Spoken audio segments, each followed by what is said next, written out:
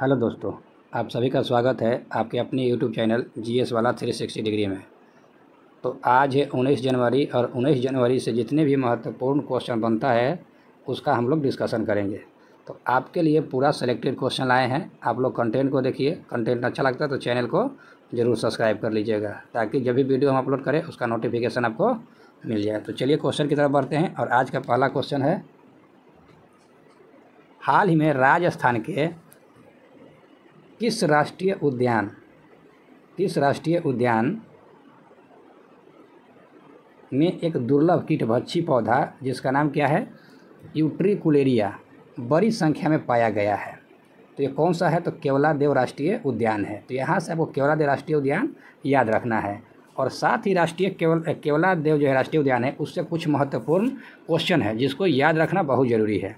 तो सबसे पहले जो केवलादेव राष्ट्रीय जो उद्यान है उसका जो नामकरण हुआ था तो जंगल में स्थित भगवान शिव या केवलादेव मंदिर के नाम पर पड़ा है। यानी केवलादेव जो राष्ट्रीय उद्यान का जो नामकरण हुआ है वो जंगल में से जो भगवान जो शिव थे ना उनके नाम पे और किसके नाम पे? तो केवलादेव एक मंदिर है, ठीक है, इसी के नाम पे जो है केवलादेव राष्ट्रीय उद्यान पड़ा है, ठीक। और यहाँ से सवाल ये भी पूछ लेता है कि केवलादेव जो राष्ट्रीय उद्यान है राजस्थान के किस जगह पे है पूछता है। तो ये भरतपुर में स्थित है। साथ ही इसका पूछ लेगा कि केवलादेव जो है इसकी जो है राष्ट्रीय उद्यान की स्थापना कब हुआ था। तो यहाँ से हो जाएगा 10 मार्च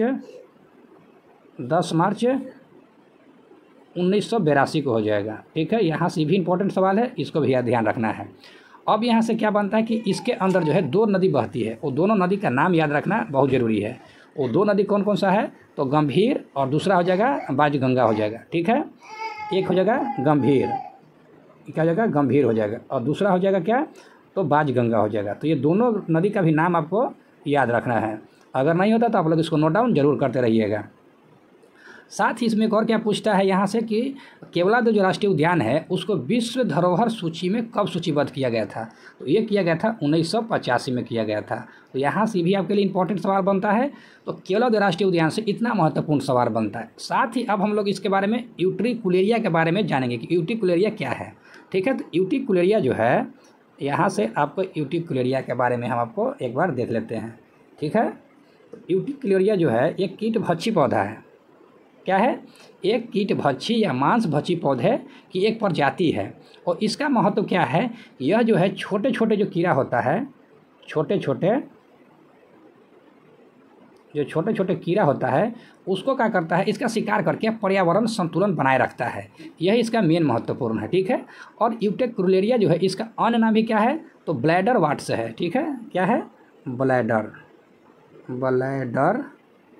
वाट्स, ठीक है। ब्लैडर वाट्स इसका अन्य नाम है। अगर अन्य नाम भी लिखिएगा तो भी आपको ध्यान रखना है। साथ ही यहाँ से भी सवाल पूछ लेगा कि यूट्रिकुलेरिया जो जो किस कुल के हैं। तो कुल के जब पूछेगा तो कुल यहाँ से इसका याद रखना जरूरी है। तो कुल के लिए जो हो जाएगा इलेटिबुलरियासी, ठीक है। यहाँ से जो है कुल का नाम आपको ध्यान रखना चाहिए क्योंकि यहाँ से जो है बहुत महत्वपूर्ण सवाल ये है और कंटेंट भी आपके लिए महत्वपूर्ण है। तो चलिए यहाँ से इतना ही इस क्वेश्चन के लिए। अब क्वेश्चन अगला की तरफ बढ़ते हैं और अगला क्वेश्चन है कि हाल ही में किस संस्था ने विश्व भविष्य जो है कौशल सूचकांक 2025 जारी किया है। तो यह जो है विश्व का जो है कौशल सूचकांक जो जारी किया है ये पहली बार अभी जारी किया गया है, ठीक है। तो ये पहला बार जारी जब किया गया है तो ये कौन जारी किया है? तो यहाँ से क्वाकवेरेली जो है ये लंदन के द्वारा जारी किया गया है, वहाँ की एक संस्था है, ठीक है। और ये जारी किया है तो ये कौन सा क्रम का है? तो अभी ये फर्स्ट क्रम का है और फर्स्ट क्रम का जो भी रहेगा उसमें आपको ध्यान रखना बहुत ज़रूरी है। साथ ही यहाँ से याद रखना कि भारत के इसमें कौन सा स्थान है। तो भारत का जो स्थान इसमें 25वें क्रम का है, ठीक। यहाँ से इंपॉर्टेंट बनता है कि भारत का स्थान कौन सा है? 25वां क्रम के है। चौथा यहाँ से सवाल क्या बनता है कि इसको जो है गणना के अंदर किस आधार पर किया जाता है। तो इसके लिए जो है 4 आधार बनाया गया है। पहला आधार बनाया गया कौशल अनुकूलता। क्या बनाया गया है? पहला तो कौशल अनुकूलता बनाया गया है, ठीक। दूसरा किस आधार पे होता है? तो अकादमिक तत्परता होता है, ठीक है। अकादमिक तत्परता, ठीक है, तत्परता, इस आधार पर इसको गणना किया जाता है। और तीसरा क्या है? भविष्य के काम पे, तीसरा जाता है भविष्य के तीसरा। और चौथा क्या हो जाएगा कि आर्थिक परिवर्तन। चौथा हो जाएगा आर्थिक परिवर्तन, ये 4 गो चीज़ जो दिया गया है, आधार दिया गया है इसकी गणना करने के लिए। किसके गणना? तो भविष्य कौशल सूचकांक के लिए।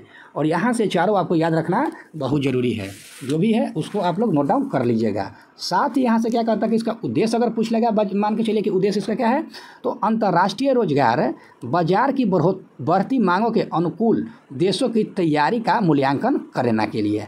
ठीक है, तो अंतर्राष्ट्रीय जो रोजगार होता है उसको जो है बाजार में जो बढ़ती मांग है उसके अनुरूप जो है ना देश को तैयार रहने के लिए इसका मूल्यांकन करने के लिए है जो है इसको जारी किया जाता है।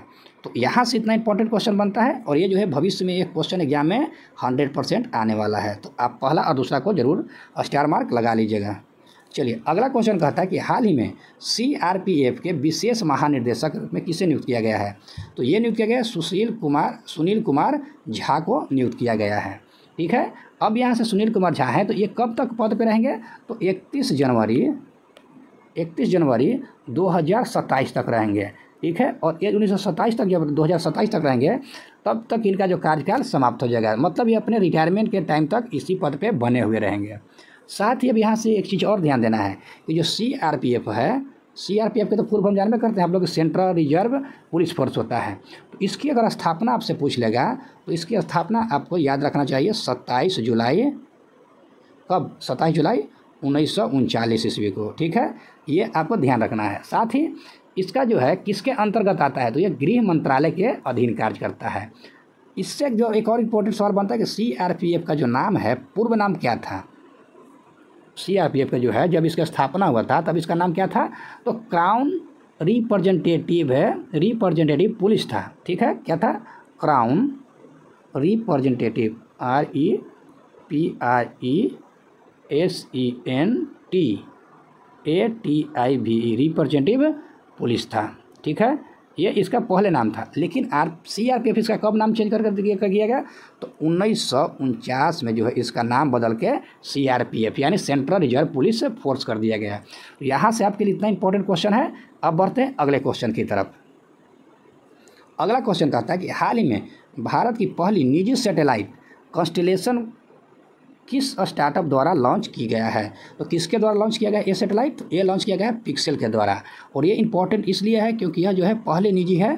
तो यहाँ से बहुत इंपॉर्टेंट सवाल है, यहाँ से इसको आपको ध्यान रखना चाहिए। अब यहाँ से ध्यान रखना कि पिक्सेल जो है इसकी स्थापना कब हुआ था? तो 2019 में इसकी स्थापना हुआ था इस कंपनी के, यहाँ से ये ध्यान रखना है। साथ ही यह जो लॉन्च कब किया गया? तो भारत में जिसको लॉन्च किया गया तो 15 जनवरी को लॉन्च किया गया, यहाँ से इतना इंपॉर्टेंट याद रखना है। साथ ही यह जो है वाणिज्यिक उपग्रह है, तो वाणिज्यिक उपग्रह का नाम क्या हो गया? तो फायरफ्लाई हो जाएगा। ठीक है, यहाँ से क्या पूछ लेगा? फायरफ्लाई पूछ लेगा। ठीक है, यहाँ से ये पूछेगा। साथ ही यहाँ से एक और पूछेगा कि जो फायरफ्लाई है ये जो है 550 किलोमीटर की लो अर्थ ऑर्बिट में लॉन्च किया गया है। कहाँ लॉन्च किया गया है? तो लो अर्थ ऑर्बिट में। ठीक है, यहाँ से सवाल ये भी पूछेगा किस ऑर्बिट में किया गया है? तो लो अर्थ ऑर्बिट में इसको लॉन्च किया गया है। यहाँ से लो दे देगा, हाई दे देगा, मिडिल दे देगा, तो यहाँ आपको लो अर्थ ऑर्बिट में ध्यान रखना है। साथ ही जो है किसके द्वारा लॉन्च किया गया है?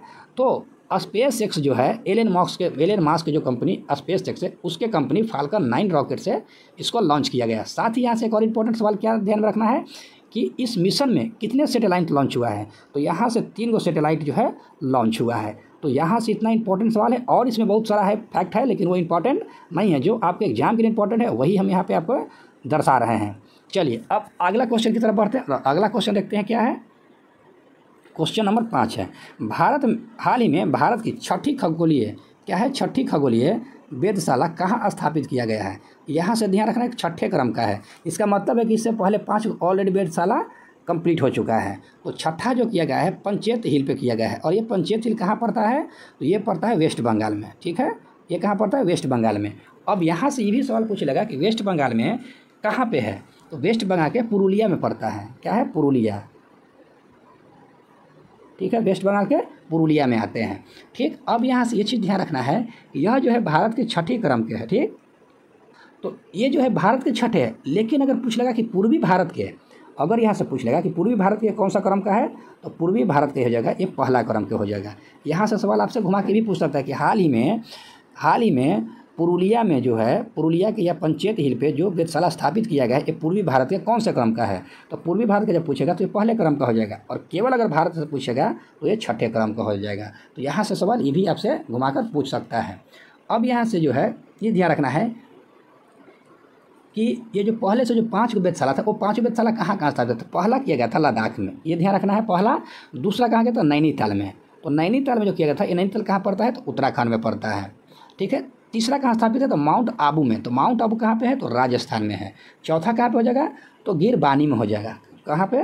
तो गिरबानी में, ठीक है, गिरबानी हिल्स में। और गिरबानी हिल्स कहाँ पड़ता है? तो पुणे में पड़ता है, ठीक है, पुणे में। ये चौथा हो गया। और पाँचवा अगर पूछेगा तो पाँचवा जगह कवालूर हो जाएगा, ठीक है, कवालूर। और एक कवालूर कहाँ पड़ता है? तो तमिलनाडु में पड़ता है। तो यहाँ से इतना इंपॉर्टेंट सवाल है, इसको आपको ध्यान रखना चाहिए। अगला क्वेश्चन है क्वेश्चन नंबर 6। क्वेश्चन नंबर 6 कहता है, बहुत इंपॉर्टेंट सवाल है, एग्जाम में 100% आने वाली है, इसको भी आप लोग जरूर नोट डाउन करते चलिएगा। कहता है इरेडा ने नेपाल में 900 मेगावाट अपर कर्णाली जल विद्युत परियोजना के विकास के लिए किसके साथ संयुक्त उद्यम समझौते पर हस्ताक्षर किया है? यहाँ से तो ये सवाल यहीं से बहुत सारा बन जाएगा। पहले तो कभी भी पूछ लेगा इसका मेगावाट पूछ लेगा, कितना मेगावाट का। दूसरा कर्णाली जल विद्युत परियोजना है, तो यहाँ से विद्युत परियोजना का नाम पूछ लेगा कि जल विद्युत है क्या है, यहाँ से सवाल पूछ लेगा, ठीक। अब किसके किसके साथ समझौता हुआ है?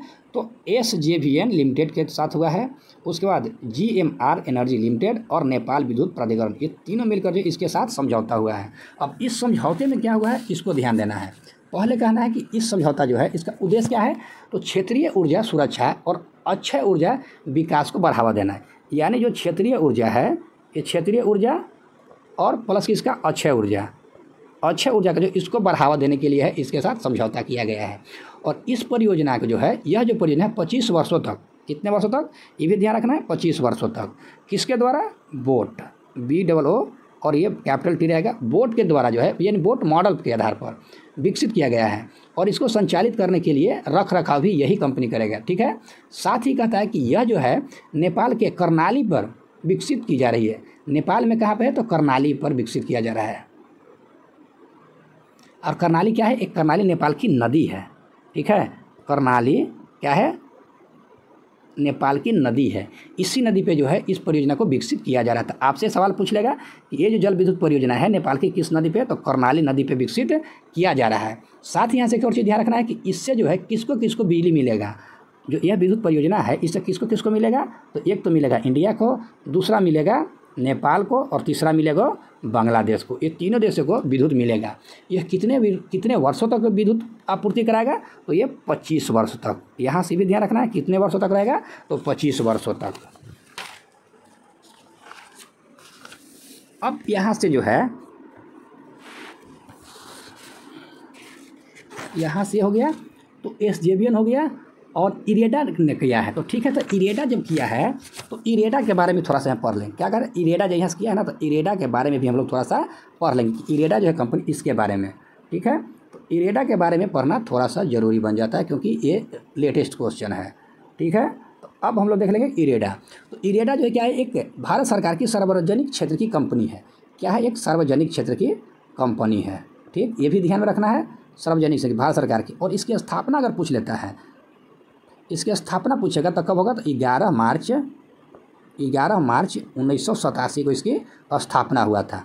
साथ ही अगर यहाँ से ये पूछ लेगा कि इरेडा जो है इस किस अधिनियम के द्वारा इसको स्थापित किया गया था? तो अधिनियम 1956 के तहत, इसके तहत अधिनियम 1956 के तहत इसको क्या किया था? गठन किया गया था। साथ ही यहाँ से भी सवाल पूछ लेगा इरेडा जो है इसको नवरत्न कंपनी का दर्जा कब दिया गया है?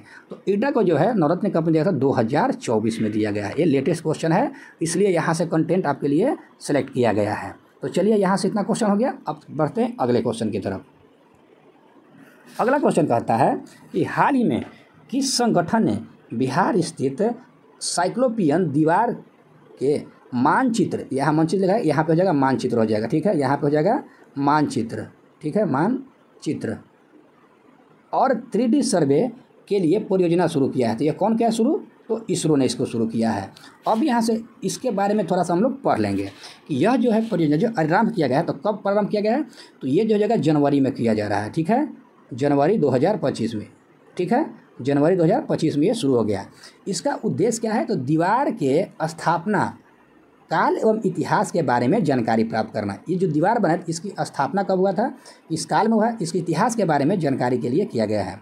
अब इस सर्वेक्षण विधि जो है किस विधि के द्वारा किया जाएगा, तो लीडार, क्या है, लीडार तकनीक के द्वारा, ठीक है, लीडार तकनीक के द्वारा, उपग्रह मानचित्र और उपग्रह मानचित्रण के द्वारा, और तीसरा हो जाएगा ड्रोन तकनीक के द्वारा। इन तीनों के द्वारा क्या किया जाएगा, इसका सर्वेक्षण किया जाएगा।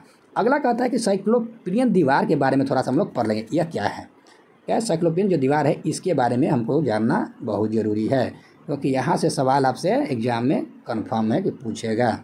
अब यहाँ से क्या है कि इसकी स्थिति, अब ये पूछ लेगा कि बिहार में ये कहाँ पे है, तो ये जो है राजगीर में है, ठीक है, ये कहाँ पे है, तो राजगीर में पड़ता है। साथ ही यहाँ से पूछ लेगा निर्माण शैली, ये किस शैली का है, तो साइक्लोपियन वास्तुकला के ही है, ठीक है, ये किसी के नाम पे है, तो इसी के साथ ये क्या लगा देना है, एक वास्तुकला लगा देना है। अगर इसका पूछ लेगा उपनाम, अगर पूछ लेता है, यानी इसका पहले नहीं, इसका क्या एक और नाम है, तो ग्रेट वॉल ऑफ बिहार, ये भी इसका क्या है, उपनाम है। अब इसके साइक्लोपियन दीवार की अगर लंबाई पूछ लेगा तो दीवार की लंबाई कितना है, तो 40 किलोमीटर है। साथ ही कहता है कि निर्माण काल इसका कब से कब तक था, तो लगभग जो बताता है कि 600 ईसा पूर्व से लेके 400 ईसा पूर्व तक इसका टाइम पीरियड बताया जाता है। तो यहाँ से इसके लिए इतना ही इंपॉर्टेंट सवाल बनता है। और अब बढ़ते हैं अगले क्वेश्चन की तरफ।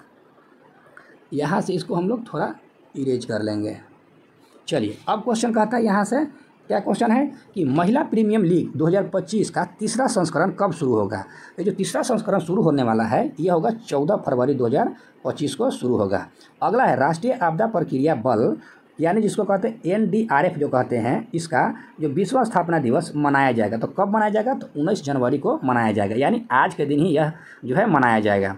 तो ये भी ध्यान रखना है कौन से क्रम का है, तो यहाँ से सवाल ये भी पूछ लेगा कि NDRF का जो है 19 जनवरी का कौन सा क्रम का स्थापना दिवस मनाया गया है, तो 20वें क्रम का।